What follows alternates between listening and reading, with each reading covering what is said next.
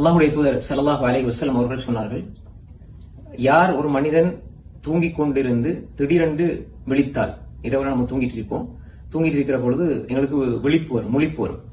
அப்படி விழிப்பு வார நேரம் ரசூல் ஸல்லல்லாஹு அலைஹி வஸல்லம் ஒரு துஆவை சொல்லி தந்தாங்க. அந்த துஆவை யார் ஓதிவிட்டு என்ன தேவை கேட்டாலும், அவர் என்ன அல்லாஹ்விடத்துல கேட்டாலும் நிச்சயமாக அந்த துஆ ஏற்றுக்கொள்ளப்படும் என்று சொன்னாங்க ஸல்லல்லாஹு அலைஹி வஸல்லம். அப்ப நாங்க இரவில திடீர்னு முழிப்பு வரும். இப்ப என்ன செய்யறது? இந்த துஆ ஓதும். என்ன துஆ? லா இலாஹ இல்லல்லாஹ் வஹ்தஹு லா ஷரீக லஹ் லஹுல் முல்கு வ லஹுல் ஹம்து வ ஹுவ அலா குல்லி ஷைஇன் கதீர்.